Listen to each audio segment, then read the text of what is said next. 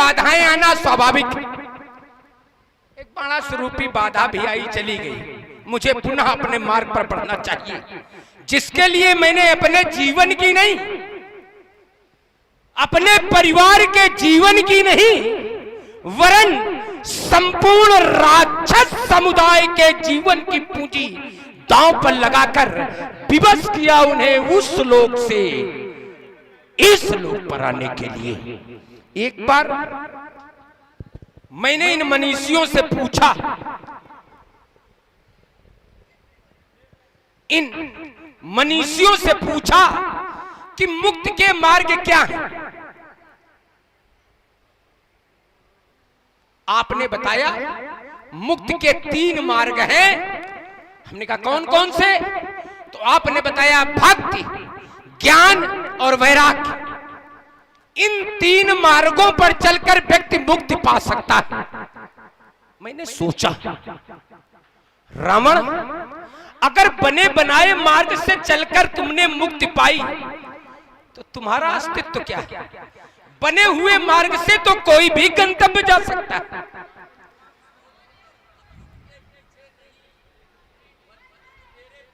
हम स्वयं मार्ग बनावे तब तो ठीक है। प्रणाम, मैंने छोड़ दिया भक्त, ज्ञान और वैराग्य, उठाई चंद्रहास, खींचा पाला धर्म और अधर्म का, खड़ा हुआ धर्म के पक्ष में और विवश किया इन्हें उस लोक से इस लोक पर आने के लिए।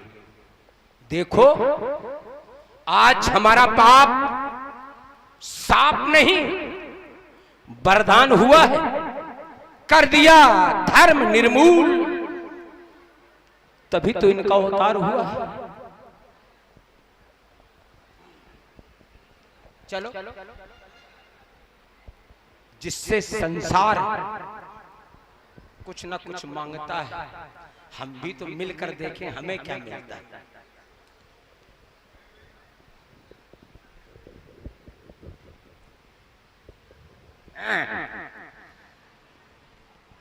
पंचाना इतने दिन में मिल गया। तुम्हें निहारे हुए बहुत दिन बीत गए। यही ईमानदारी है। तुम्हें निहारे हुए बहुत दिन बीत गए, मन को मारे हुए बहुत दिन बीत गए। फिर यही तस्वीर टांग दो मेरे सीने पर, जिसे उतारे हुए बहुत दिन बीत गए। राघव, आज आपको अपने सन्निकट पाकर न मालूम क्यों मेरे विचारों में परिवर्तन हो रहा है। यद्यपि ये मेरा स्वभाव नहीं है, स्वभाव तो है होए भजन नहीं तामस देहा, फिर भी इन परिवर्तित विचारों को मैं आपके इन चरणार बिंदों में समर्पित कर रहा हूं। चाहता ये हूं, चुप कान लावन दो, काने में कैले नहीं लोग सुन न पावे। लेकिन मेरे कान हैं तो नहीं।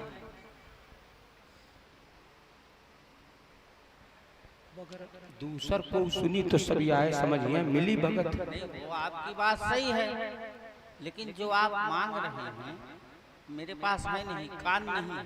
कान ही नहीं, हमने तो सुना सबसे ज्यादा आप कान देते हैं। सबसे ज्यादा कान देते हो। कान ही दिया, कान ही दिया कब? जिस समय जय जय सुरनायक जन सुखदायक की पुकार हुई, तब आपने कान दिया। फिर उनकी भावनाओं को तान दिया आपको ऐसा लगा और इस संसार को एक प्रमाण दिया।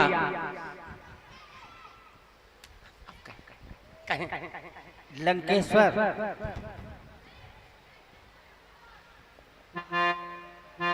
कान के बिना भी मैं सुनता हूं। देखो भाई, आप लोग अब थोड़ी देर शांत रहें, क्योंकि जो है वर्तमान में आपसे अच्छा कोई नहीं। ये बात अलग है कि ये यहाँ का प्यार है जो आपको उपलब्ध हो गए, नहीं कानपुर वालों तक 10-5 का हम प्रयास की नहीं मिले। और हम तो इसमें निगम जी का बहुत बड़ा श्रेय देते हैं। हम निगम जी के आभारी हैं कि कम से कम एक बार मंच पे दर्शन करा दिए। हम आपका आभार व्यक्त करते हैं।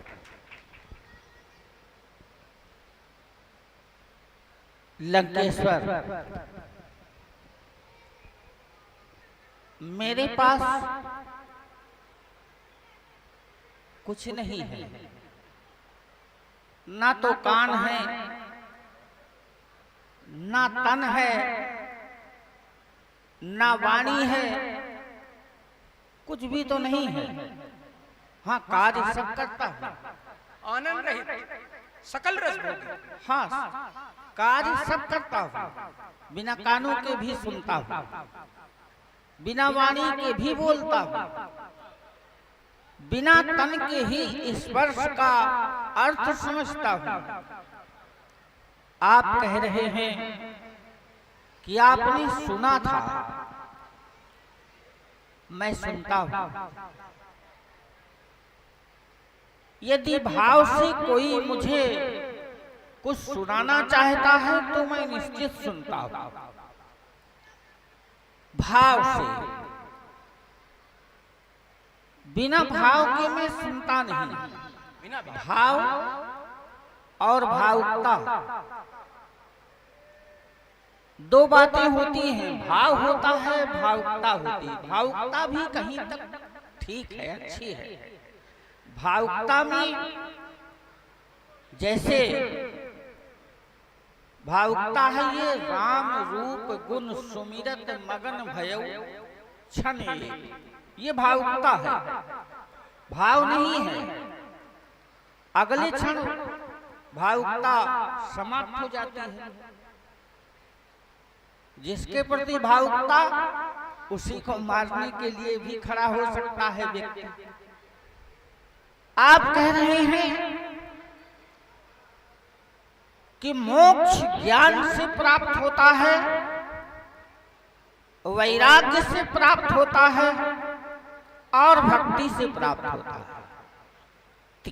तीन मार्ग आपने मोक्ष प्राप्ति के लिए बतलाए,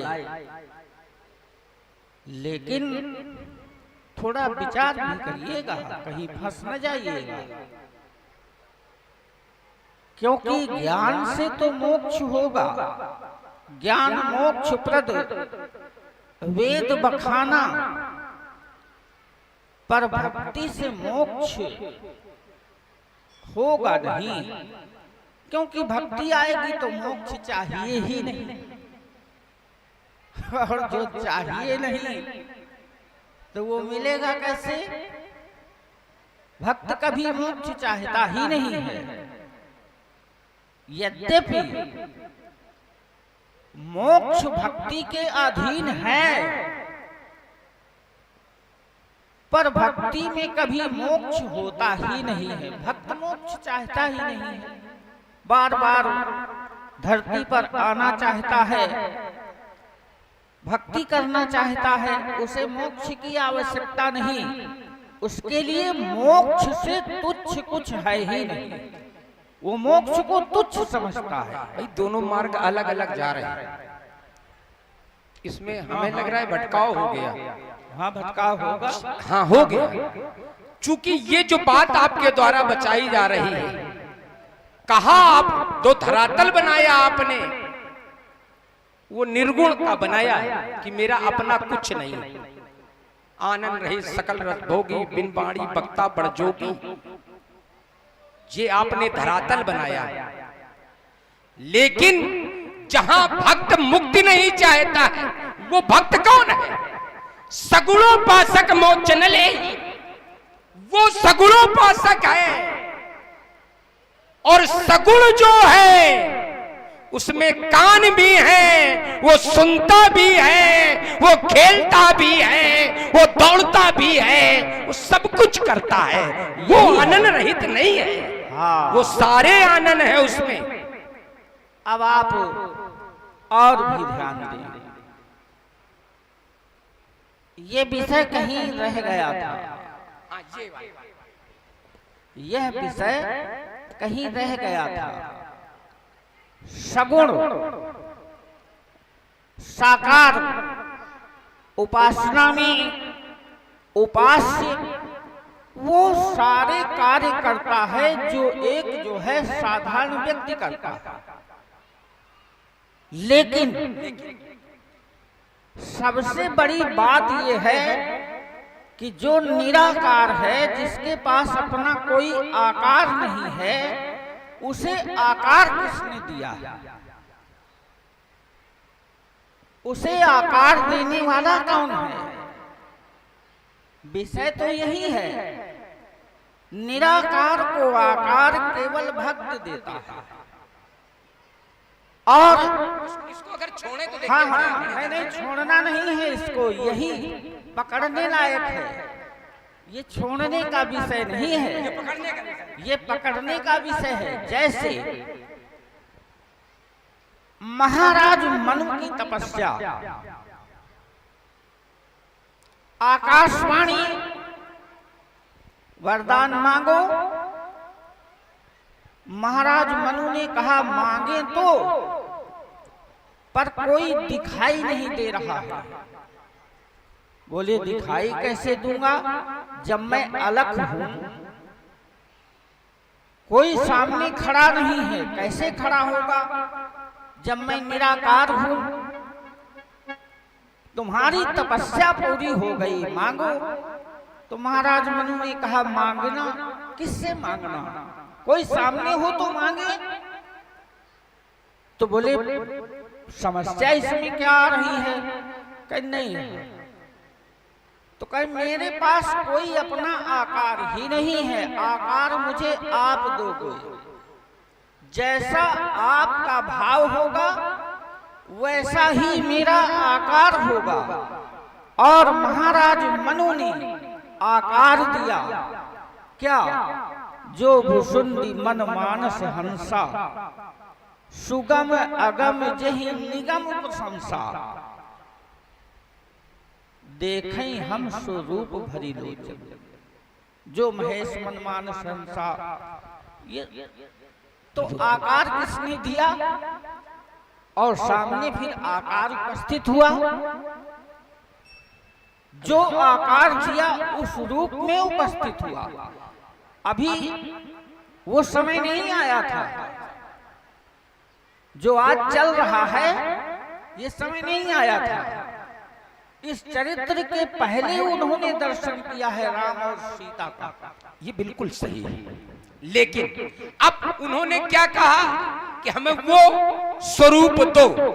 कौन सा? तो जो भुसुंड के हृदय में समाहित है।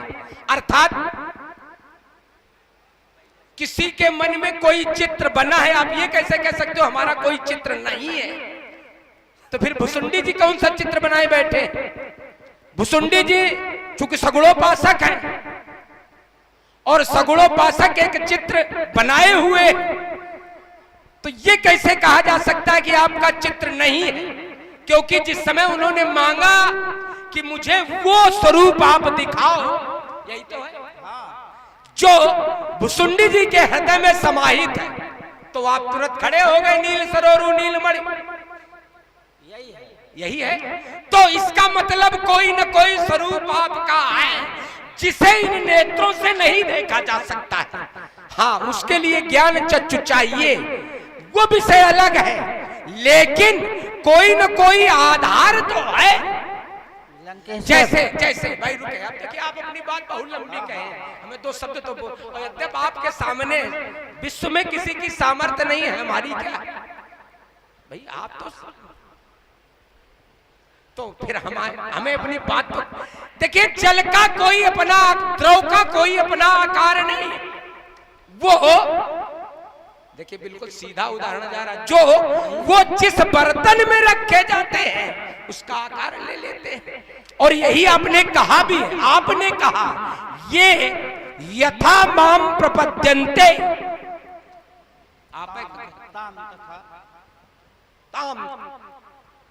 ये यथा माम प्रपद्यन्ते तां तथैव भजाम में हम। जो मुझे जिस भाव से भजता है मैं उसे उस रूप में मिलता हूं। तो अगर कोई स्वरूप नहीं तो आप मिलते कैसे? और सारी बातें आपकी अच्छी हैं। एक बात आप अपने स्वभाव के अनुसार भ्रमित करना चाहते हैं लोगों को कि आपका स्वरूप कोई नहीं है तो आप मिलते कैसे हैं। और विषय यही चल रहा है कि मेरा कोई आकार ही नहीं है। अगर नहीं है तो फिर काकभुसुंडी के मन में कौन सा स्वरूप है और वहां प्रकट कौन सा स्वरूप हुआ? कौन सा स्वरूप? अरे प्रभु सबका भटकई हो, यह है तो माया है। शिव चतुरानन मोई को है बपुरान। रावण कहाँ लगता है? जब आप उनका भटका दे तो आज हम मिले, हम उनको भटकावे चक्कर में। भटकाने का काम आपका है, अटकाने का काम आपका है, जबरदस्ती भटकाए दे रहे हो। जैसी कल्पना, जैसा भक्त का भाव, वैसा ही आकार। एक भक्त का ये भाव हो सकता है, दूसरे भक्त का ये भाव हो सकता है। एक भक्त कहता है तुलसी मस्तक कब झुकाए, वो भक्त का कहा है? हम तो कहते हैं सब भक्तन का एक भाव कैसे हो सकता है? अगर स्वरूप एक नहीं है, जरा आप हमें बताओ भाई। आप हो सकता है आप सही नहीं, आपसे सही आप ही हो। आपने जो कहा, जो अभी आपने संकेत किया तुलसी मस्तक, तो वैसा बनना पड़ा होगा, मस्तक तभी झुका होगा। वो विषय नहीं, विषय ये है कि आखिर कोई न कोई स्वरूप है जो सबको एक ही स्वरूप फिर कैसे दिख रहा है? फिर वहां जो काकभुसुंडी के दिल में वही वहां प्रकट हो रहा है, वही दशरथ के घर में जन्म ले रहा है। तभी तो बात प्रमाणित होती है, एको हम बहुश्यामी। हाँ, तो ये तो मैं कहता हूँ कि हम ये कहाँ कह रहे हैं आप बहुश्यामी नहीं है। हम केवल ये कह रहे हैं कि अगर स्वरूप नहीं है तो ये फिर एक कैसे? जो जी भाव रहा अभिलाखी, तेहि तेहि की तस तस रुचि राखी। जाकी रही भावना जैसी, प्रभु मूरत देखी।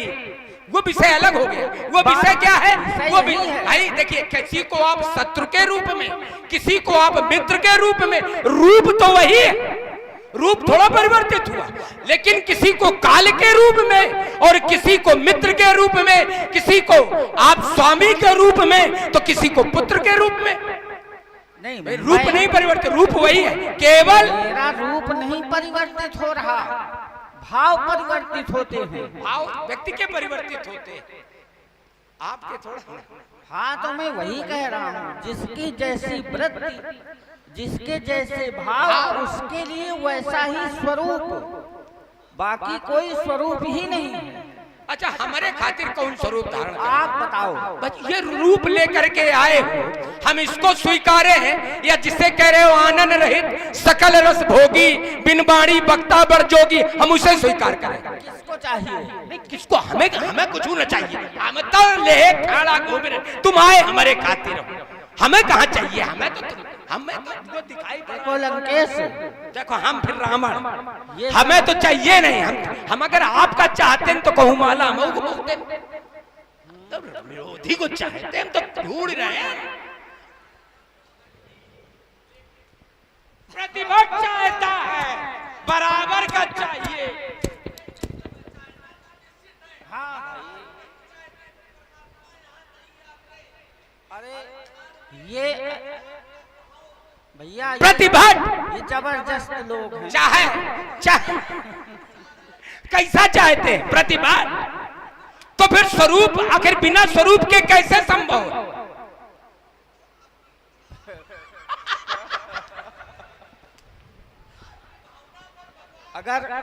अगर ये नहीं, क्या वो भाव? भाई देखिए अंतर है। मैंने जो बात रखी थी, क्या मेरे लिए वो स्वरूप अलग है और अगस्त के लिए क्या स्वरूप कोई अलग है? रूप तो वही है, भावना अंतर है। बात तो वही है, बात तो वही है। रूप, बात ये नहीं, रूप कुछ और है, बात इनकी कुछ और थी कि हमारा कोई रूप नहीं और यहाँ रूप सब जगह एक